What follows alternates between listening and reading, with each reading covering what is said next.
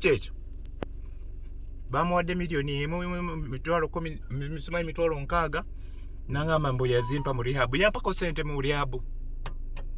Yogera yampako sente mu rehab. Nze simanyi bintu byose kwa sali wo mu. Ekyembadde njagala okole kati fuluma gero leta simu yange. Ndeta mu rehab because you're running, you stole my money. I know what we have. It's okay, bro. Okay, now push. I'm going to push. He's a man. Let's wait for. Talk rudely, like Donald Trump. You talk to doctors like Che Guevara. They are realistic people. You listen to President of China. They are realistic people. If you have to get 100 millions, she has to get 100 millions. It's called communism. Democracy means if you get 100 millions, ona ino kubeera osigala ino kwata essimu mu kifo kyandibadde takwata ssimu wandibadde wamugulidde dda wano ka drone weebuli bwete nga katambula we kati. We are so stupid and trying to fight Kenyans. They are on drone system right now. Mbona tutuli wano tuli mu Africa. Let's bleach and become green. Tubagambe we are another species of people. Ajijja mix abajijja. I want my money tugendeyo. Obabanja sente zo ku federation. Na depositing emitwalo 17 gyegiri. Ate nga gwo mu kubakola kenzo Didi. Basaba ne babigalagala simanya password simanya genda simanya setina. Yateka wali ababbi.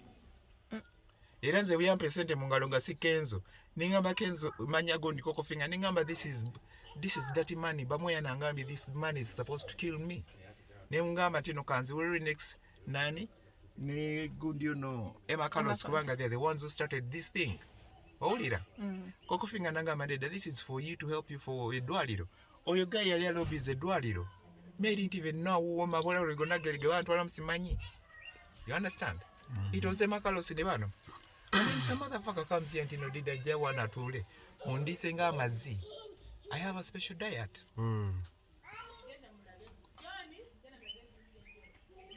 Things we compromise and get rich. Yeah, it's what God sent us to do. I can't spend 1 year. Sawa zenogo tuva mu rehab tugende tukubengo manje waduke tulaba 50k. Tusonde sente. That's all. Imagine if, let me tell you. Bulungi oleta swahili. We can do our pastor bakola just make it. Hello, gwe pasi, ngambe pasi akwesente. I want to papayas. As a centenary ngenda kwata ngende Kenya. Pasi. Kenya ne WhatsApp na bintu bitu. This is an opportunity to get out. There is no going to be second opportunity. Atachikole ya manyi. Nengenda linemba gamba I don't know anybody here. All way up since ku TikTok na search ogera. Nemba gamba go on TikTok mulabe ngeri je trending right now. When I get out posting ebintu bya apa wala chabyogerako. And who called me and said, "Oh, thank you." Sorry. Nigga, you get some water. Didi. You take some water. A year later. For go on the tabs. Amaze. Okay.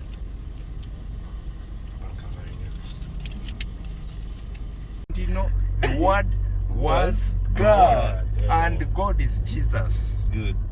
If you say that, Riabo ekuta. Ngekuta. Luka wali ogambe I'm not mad. Ngabakubendi songo kwa wote. Paka ngambia ya mumad.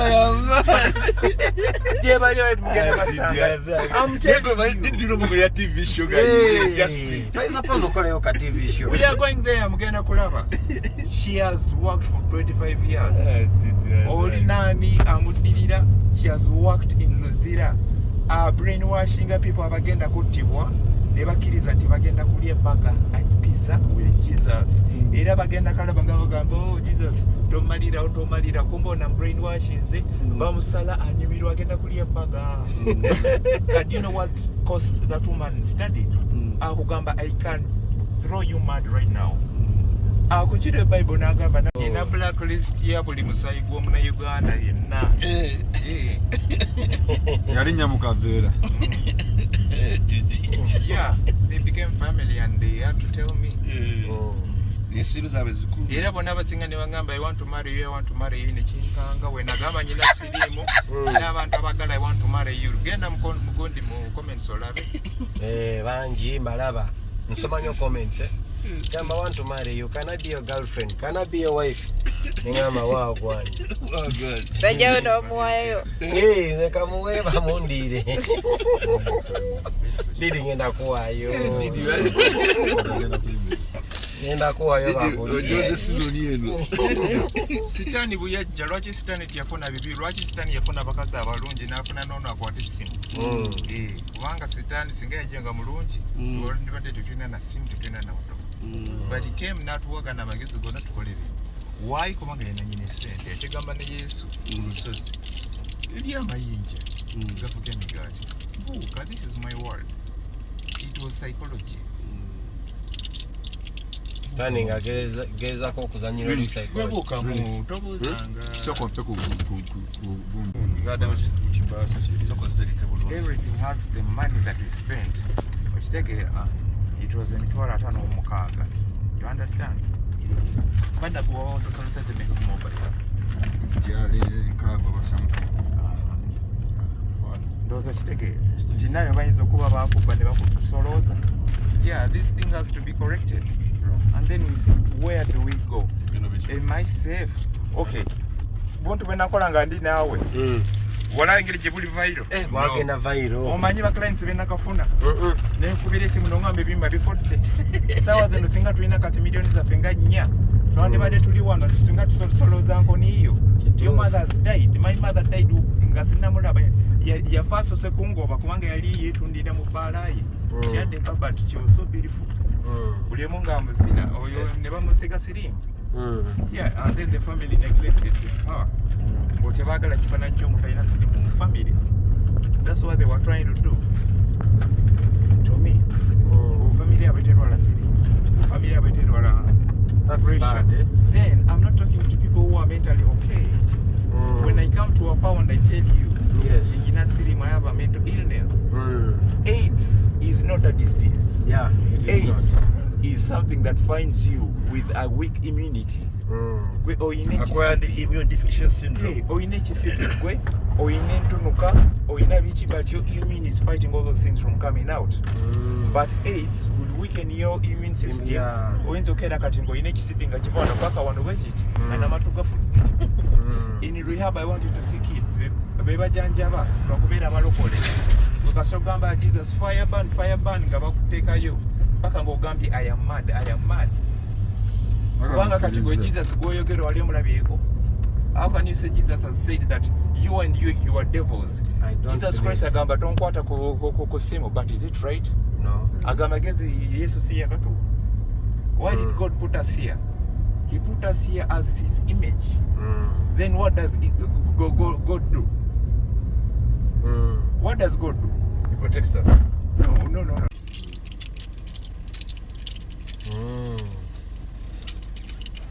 Ni kai wa ngambi ya kundeko kusema.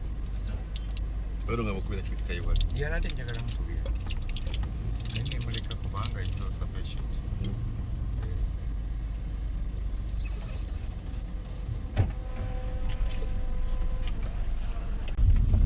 NFT yange somebody negotiated it at 9,000 gondi pounds. Bubi yaji negotiating that guy yagula ogondi yani. Wili dance. Wili dance bampa $300-500. Nangamba tina agenda kumpa $100,000 for an album. Then we are page nangamba ayagala ko owning a page yake jumuze. Oh, the YouTube page.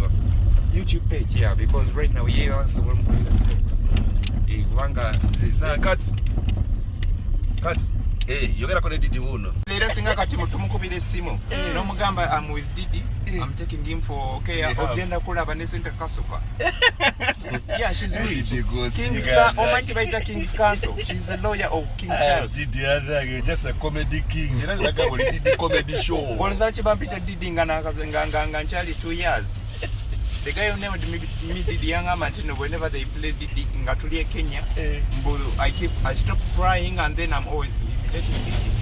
Oh, Didi the comedian. Yeah. Oh, hey, I didn't know the history of that thing. Yeah, and when they said erinnya lyetu tumbatizeeki, my mom said it. Oh, that's what I never. That's how you came up with the name. Eddala eryekinyolo nti oyo Didi tebamuneeminga abeera special kid. Okay. Abeera na linnya lyemu Didi. It's an Indian Arab name. Okay. 無灯火です。ライトをつけてください。 Every work of mine, buli kyomu kyolaba ne kamutentaddeyo, it is making money. As we are driving, I'm making money. Mwe muli wano temulina yadde ekikumi kye mukola kujjako kunshutinga mubimpereza era bikole sente. Let me show you my account. This is what they call being prepared as a Nigerian. Yeah, man. We work while we in the toilet or sleeping. Passive. It is called passive income. Mwe muli wano muzunga munoonya sente. They are fucked up. I taught Kenzo everything he knows. Only 20% naye abafuga. Kenzo kutasa abafuga tamanyi kuyimba. Can't dance. Lwaki abafuga? My ライトを information. つけてください。 And I'm trying to call these people. Ojukira otwali nawe motoka. Oliga alyoka ayomba nfuma ifume. Betwava mugundi mu meeting. Bodidi wayo voice. Nimugamba kati wayo nsana. Renix is the president. I'm talking about president. Nedda anti mwe somanya bichi esede twagenda emiliyoni nkaaga nimugamba anti all of that thing. I was supposed to talk to Renix. I've begged Renix mbadde nga sikukabira nga ngamba okimanyi Renix yansuula tate sina na idea apawo. Omanyi how many chances I've missed because I don't have an ID. People I'm working with, they want ID. Nga ani ajimpa. Yaje sanguza mu bbiira kyovula akyawunya bbi kubanga yali tesaa kumala ebbi yenna.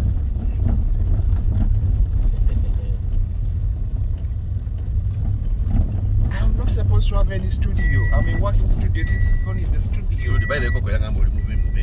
I'm a studio. Nyinza ofulumya wano nyimba 10 sawa zeno mu nesandika trending nga tuli wano motoka. Ebya pantera mu charger yange eriwo. Teka mu charger tukule. Teka mu charger. Bitu jukobera wano video jikutekeramu wano Promotion onkuwe Bluetooth.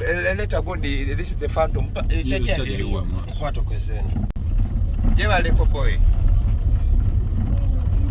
Mzee nakulinda da, you escaped me, you've always escaped me, but I need you right now. We are coming for you, please.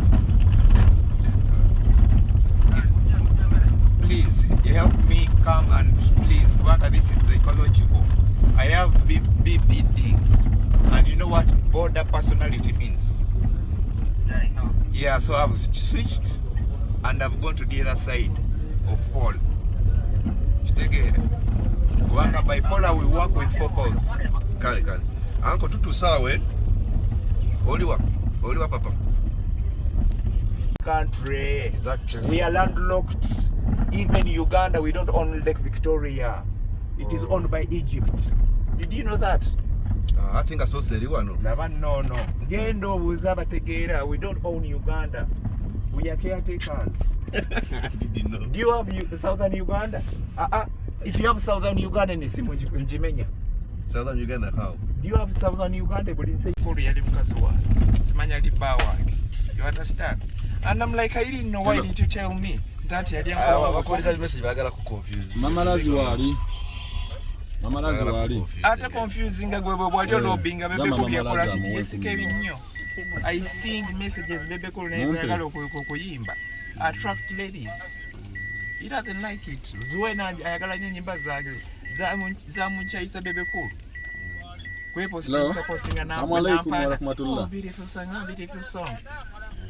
This is what we are doing. Senga we mwana mbadika umumpeleye kuminya. Ndimu oyo sky ndimu kuveno seta ngenda kujjaawo. Oyo brother wange. Owenda bantu bakubereza esimu. Kale. Tugenda kwereza omutwalo. Tugenda kwereza ezo katonda biki. Kakeke wants kundoga nataka kungamba. Nti okimanyi bagamba Buganda wayinza okuloga natwala emikisa kyo. Ye nagagawala gwe nosirana. Lightをつけてください。 Nangembiwulira, but njogera psychological I was taught whatever comes out of that person's mouth. It has been kusengejjadde mu bwongo. Actually ID twakwera. Bakugoba. They told me straight away mpapula tozina wano mugonde. Mubaga. Hey. It is not your problem. That's why they had to change. Simanyate tukube pancreas, simanyate tukube bichi byonna. Everything is okay. You know, you've been hustling. By the way, what I million? Yeah, you don't care about it because my argument was, you're giving people money without talking to me. These people are working for me and I introduced you to them. Why do you want to bring a war? Now the banable sente mitwalo kinana. Kubira banable ndisina transport. So sina kusasula bill nga sigamba. You get the money but you come and talk to us as we are.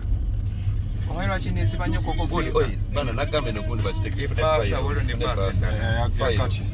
Wolo file yakati. Ne ate Didi kwa bintu biwagiza. Angambye tukole documentary.